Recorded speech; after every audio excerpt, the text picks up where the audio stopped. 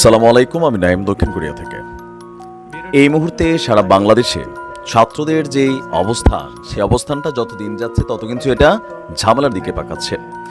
গেল কয়েকদিন আগে ডক্টর ইউনূস তিনি বলছিলেন যে তোমরা এবার ক্যাম্পাসে ফিরে যাও, কিন্তু ক্যাম্পাসে ফিরতে না ফিরতেই আমরা যে দৃশ্য দেখলাম, এতদিন যে দৃশ্য দেখতাম ছাত্রলীগের হাতে বাকিদের, অথবা কি বলা হয় যে জামাত শিবির অথবা ছাত্রদলের তারা যেভাবে লাঞ্ছিত হতো ছাত্রলীগের হাতে, মানে গত কয়েকটা বছর, ঠিক একই দৃশ্য আমরা আজকে দেখলাম আমাদের সাধারণ ছাত্রদের মধ্যে।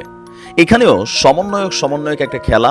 পাশাপাশি আন্দোলনে কি তোমরা আমাদের থেকে বেশি বড় নেতৃত্ব দিছ, অথবা ছোটখাটো ইস্যু নিয়ে আজকে ঢাকা কলেজ এবং আইডিয়াল কলেজের যেই কি বলে যে স্টুডেন্টরা যেই ঝামেলা পাকিয়েছে, আমি খুবই আশ্চর্য হয়েছি।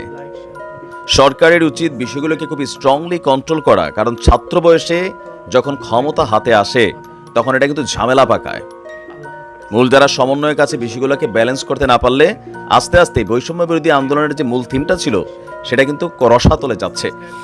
দর্শক, রাজধানীর সায়েন্স ল্যাবরেটরি এলাকায় ঢাকা কলেজ এবং আইডিয়াল কলেজের শিক্ষার্থীদের মধ্যে সংঘর্ষের ঘটনা ঘটেছে এবং সেখানে প্রায় 15 জন আহত হয়েছে। ঢাকা মেডিকেল কলেজ হাসপাতালে তারা চিকিৎসা নিয়েছে।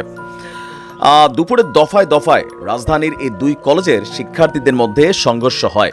সংঘর্ষের এক পর্যায়ে সেনাবাহিনীর সদস্যরা এসে পরিস্থিতিকে নিয়ন্ত্রণের চেষ্টা করে। প্রায় 1.5 ঘন্টা যাবৎ আপনার তাদের এই সংঘর্ষের ঘটনা ঘটে, আর এর ফলে সায়েন্স ল্যাবরেটরি থেকে নীলক্ষেত মোড় পর্যন্ত সড়কে যান চলাচল সৃষ্টি হয়। আপনার সংঘর্ষের মূল কারণটা কি?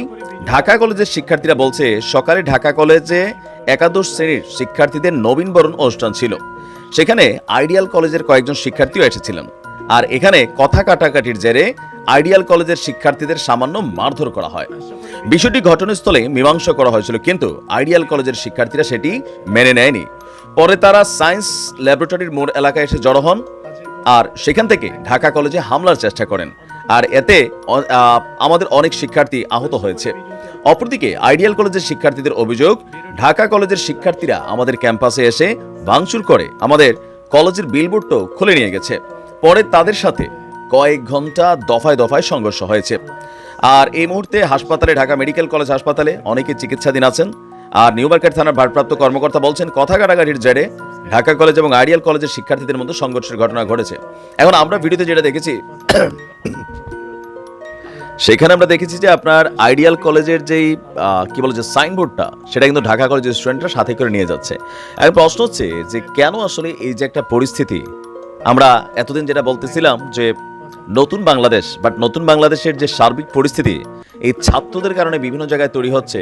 3 দিন পরে মানুষ বলা শুরু করবে তো ছাত্রলীগ আর তোমাদের বৈষম্য বিরোধী ছাত্রদের এগুলোর মধ্যে পার্থক্য কি? শুরু তো হয়েছে, কন্ট্রোল নাই, পুলিশ কাজ করছে না, র্যাব ঠিকমতো ডিউটি পালন করছে না, প্রশাসনকে ইউনিভার্সিটিগুলোতে অনেক ভয় পেতে হচ্ছে। আর কোনো জায়গায় যদি পুলিশ কোনো রকম অ্যাকশনে যায় সেখানে পাবলিকলি আরেকটা রিয়াকশন তাদের বিরুদ্ধে করা হচ্ছে। আমার মনে হয় ডক্টর ইউনূস সাহেবের সরকারের যেই ভালো কাজগুলো হচ্ছে সেগুলোর পাশাপাশি এই ধরনের ছেলেপেলেরা ওনার ইমেজটা নষ্ট করে ফেলবে।